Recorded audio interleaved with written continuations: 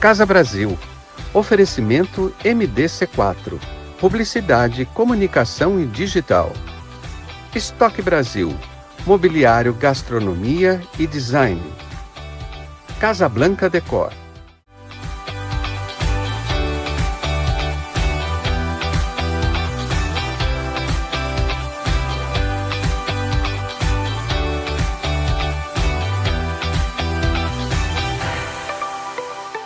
Olá, seja bem-vindo ao programa Casa Brasil, que gostoso. Hoje eu tenho um bate-papo mais do que especial aqui, porque, de tempos para cá, cada vez mais o mês de março vem sendo lembrado pelo mês das mulheres. Era o dia da mulher, a semana da mulher, aí março virou o mês da mulher. E, de repente, é legal a gente ter um mês para a gente falar de um assunto tão importante, porque é um assunto que interessa a todos nós, homens, mulheres, cis e todos não cis e todas as siglas possíveis, e nós vamos falar disso com a minha convidada mais do que especial, Mariana Janeiro, que está aqui há quanto tempo, né, Mariana? A gente queria marcar uma entrevista, não conseguia.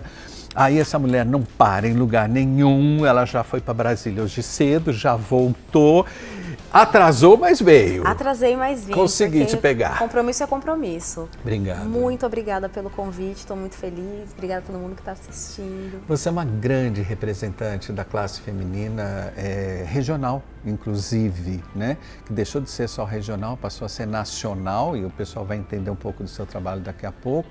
Mas você nasceu em Jundiaí? Não, você é jundiaense? Não, eu não sou nascida no Brasil.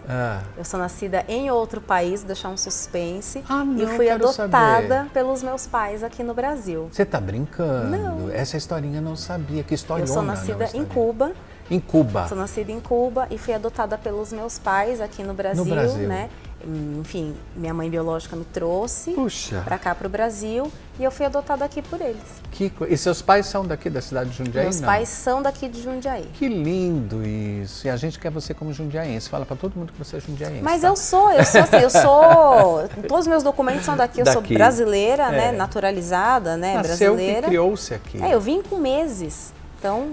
E eu conheci você uma primeira vez, há anos atrás, como fotógrafa. É uma fotógrafa e tanto, Mariana Janeiro. Você cobria, inclusive, eventos, a gente se encontrava muito nos eventos. Você começou sua carreira profissional com a fotografia? Foi isso. Eu, quando eu estava no ensino médio, eu queria muito ser duas coisas. Diplomata ou jornalista. Aí eu comecei uns estudos muito autônomos, autodidatas, assim, para diplomacia. E a grande barreira tinha que ter uma proficiência muito grande em 4 línguas. Entendi. E para quem não é herdeiro, é muito difícil prestar o CACD, né? Que é a prova para você, enfim, ir trabalhar lá no Itamaraty, ser diplomata.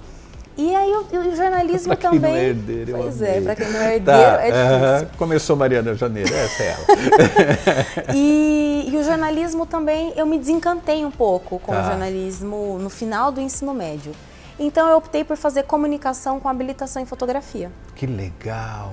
E eu fui estudar comunicação com um enfoque muito grande de fotografia. Já comecei a trabalhar logo em seguida, trabalhei durante 10 anos com fotografia. Sim. Foi aí que a gente se conheceu. Verdade. Eu tenho especialização em retrato e cobertura fotojornalística, né, para evento social. Foi aí que a gente se conheceu. Isso mesmo. Através da grande Sandra Carnio. É verdade, é verdade. E eu trabalhei durante isso por 10 anos, né? Fiz muitos retratos, muitas campanhas, cobri muitos eventos, muitos shows, aqui na cidade, no estado, fora do país, inclusive. E eu vivi disso durante 10 anos. 10 anos. Continua falando do seu caminho profissional. E o engraçado... Até você chegar mais ou menos nesse momento atual, para as pessoas entenderem quem é Mariana. E durante esse período na fotografia, eu trabalhei em muitos ambientes diferentes. Eu trabalhei no FFW, né, junto com Fashion Week, Fashion Rio. Grandes eventos. Semanas de moda fora do país. Trabalhei também na Condé Nast, que faz a Vogue, então eu trabalhei muito dentro do circuito da moda.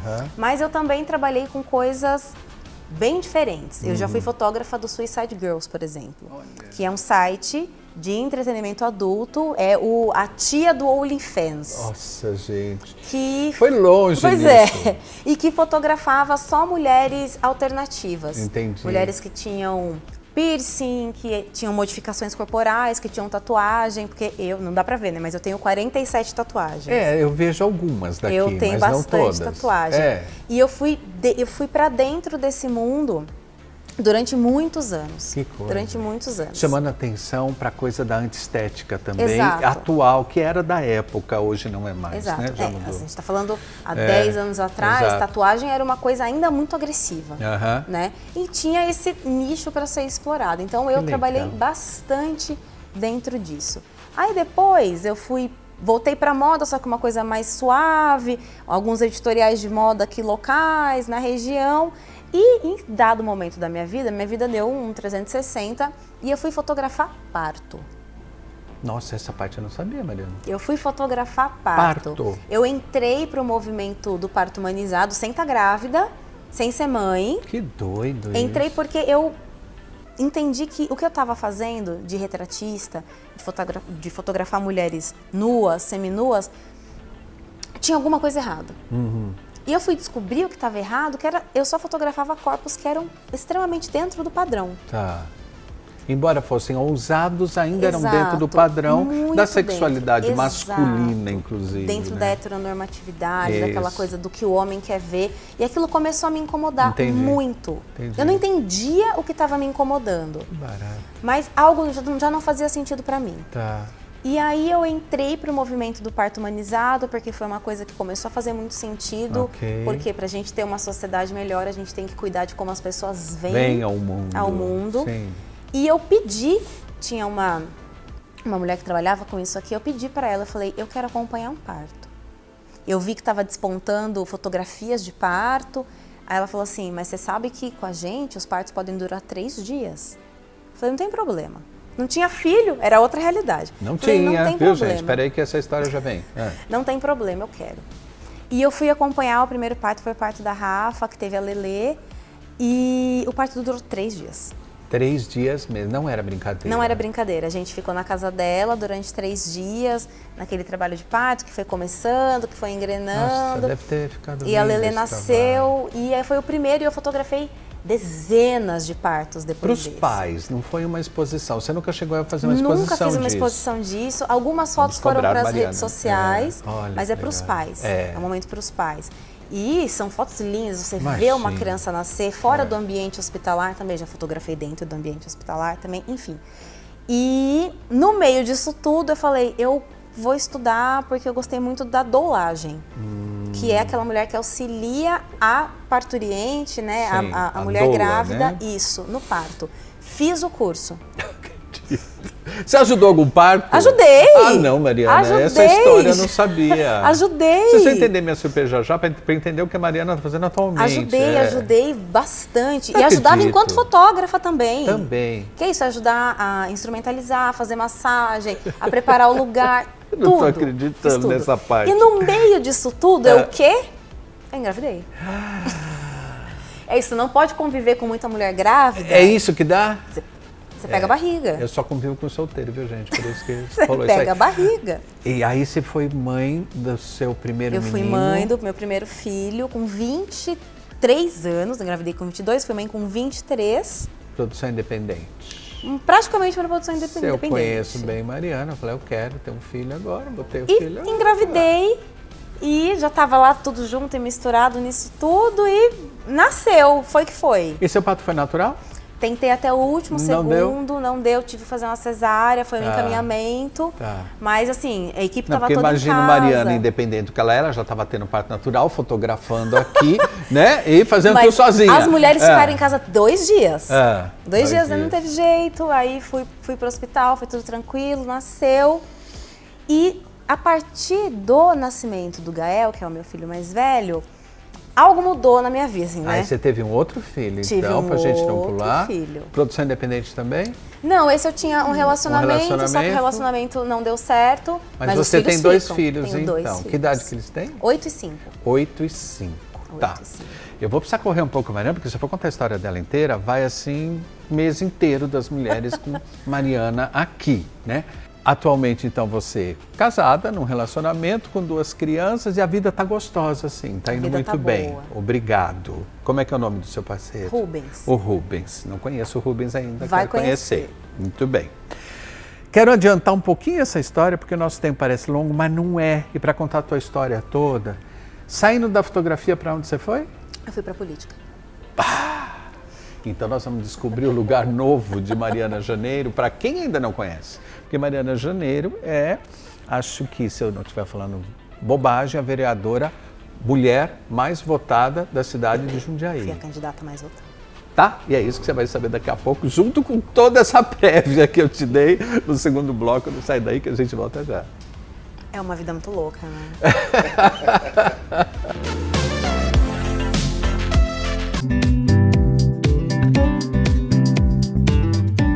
Olá pessoal, mais um Casa Solidária, agora em 2023, estreando com o Lar Nossa Senhora das Graças. Quem está aqui do meu lado é a Laisa, que vai falar para você como contribuir com essa instituição tão importante. Meu bem, quantos idosos o Lar atende hoje? Olha, nós temos uma capacidade de 85 idosos, a gente trabalha com acolhimento, com pessoas com mais de 60 anos que estão em situação de violação de direito. Então você pode colaborar conosco, trazendo doações de alimentos não perecíveis, roupas, sapatos, através de doação em dinheiro, por Pix, transferências bancárias. E também sendo um voluntário. Programa Casa Brasil no YouTube, Lar Nossa Senhora das Graças. Você vai conhecer a instituição um pouco melhor e vai ver a importância desse trabalho para a cidade de Jundiaí. Não deixe de colaborar.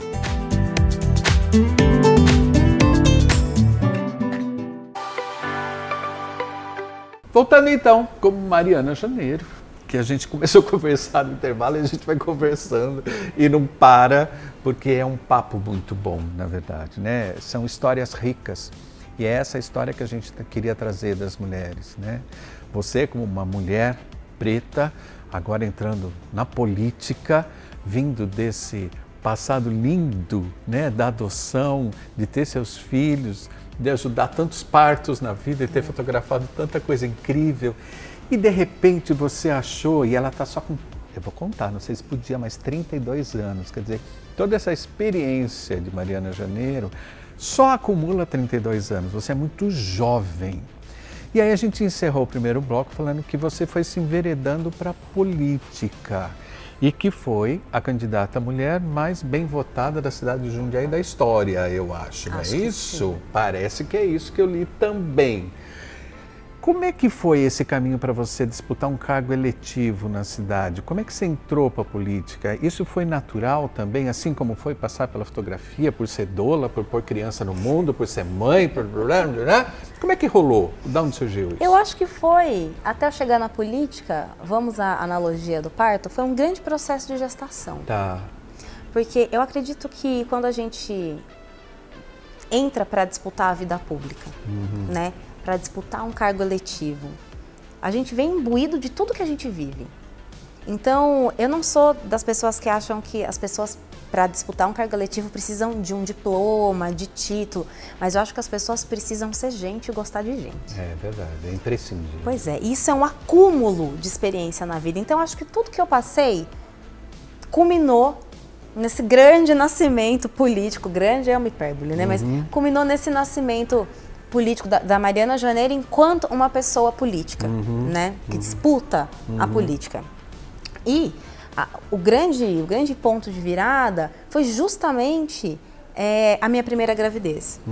Porque me colocou para olhar o mundo em outra perspectiva. Porque quando a gente não está responsável por uma outra vida, certo. Para mim, né? No meu caso, o ritmo da vida era outro.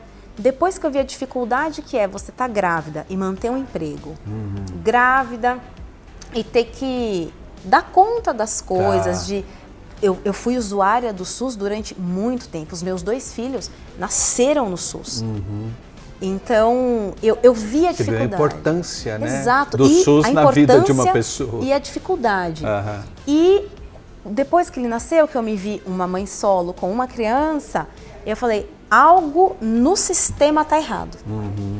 Mas eu falei, olha, se tá errado, precisa que algo dê certo.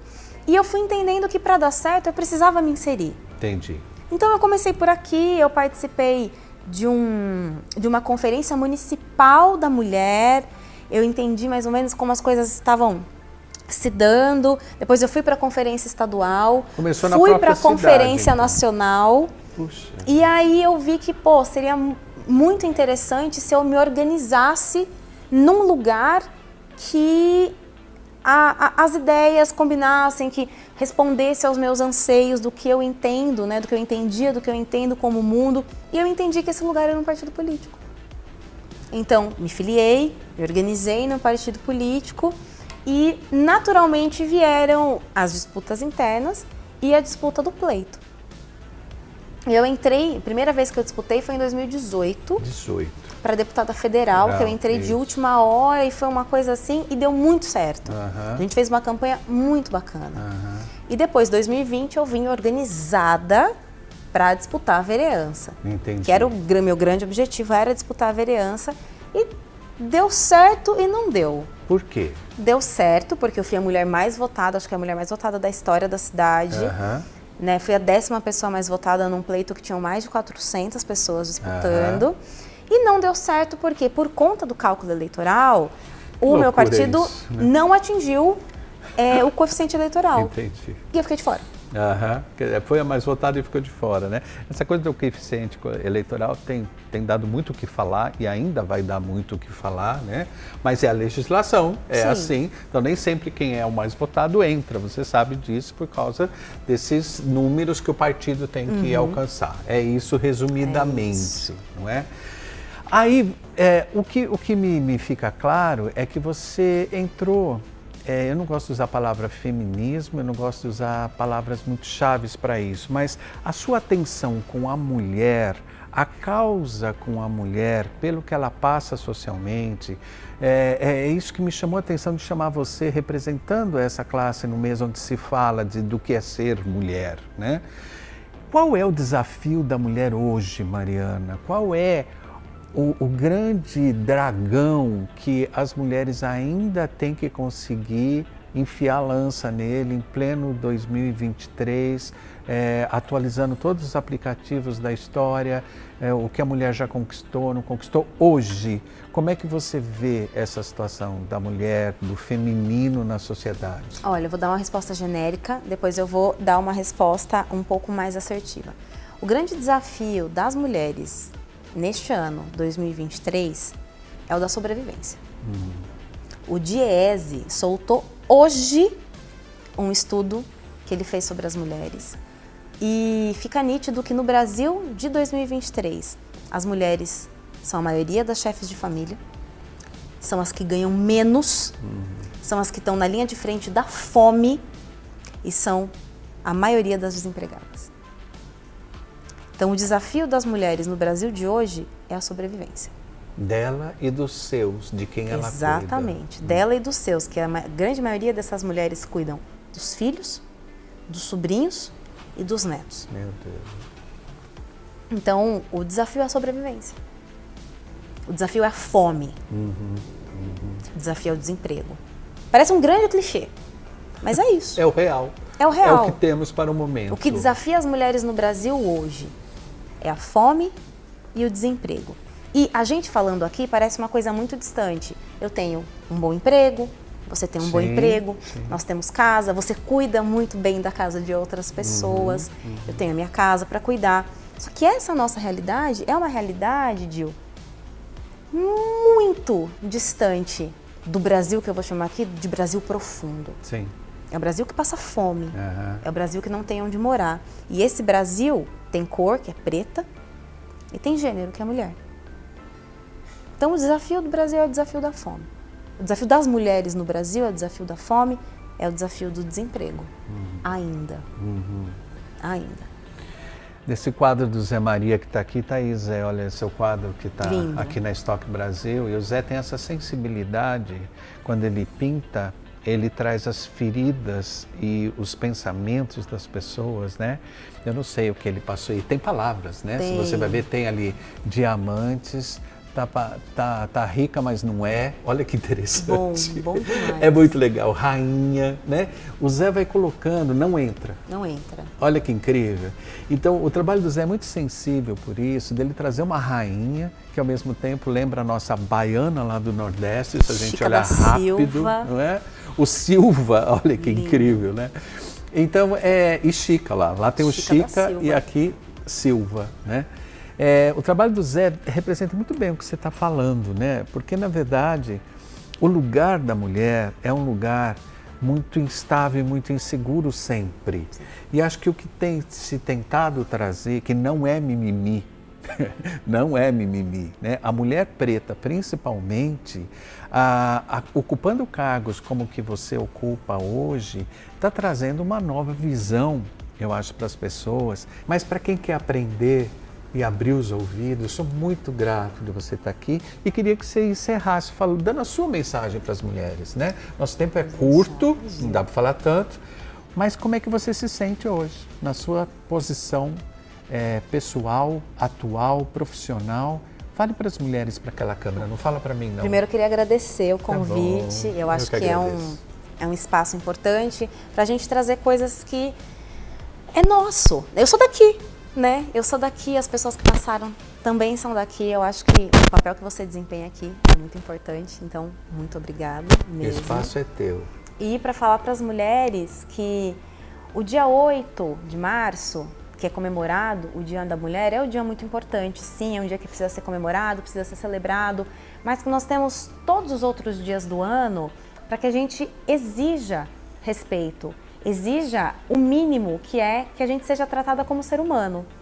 O Dia das Mulheres é para lembrar que as mulheres também são seres humanos, também são dignas de respeito, também são dignas de serem equiparadas no salário aos homens. Então, que o dia do dia 8 reverbere todos os outros dias do mês das mulheres e todos os outros dias do ano. Que nós somos, sim, dignas de sermos amadas e respeitadas como seres humanos que somos. Parabéns, meu bem. Obrigado. Obrigada. Obrigado por ter vindo. Obrigada. Um beijo que eu dei, Mariana, é um beijo para todas vocês que acompanham o programa Casa Brasil, que são minhas parceiras, que estão aqui com seus maridos. Fico muito feliz, muita gente me parando na rua falando que adora o programa, que vê o programa. Isso é tão gostoso, né? Isso aqui me mantém também nessa posição que Mariana acha tão importante, eu também acho. Porque comunicar é um ato de responsabilidade acima de tudo. Obrigado a vocês. Muito obrigada. Obrigado, Mariana. Feliz Dia das Mulheres. Obrigada. Sintam-se beijadas. Tchau. Fui.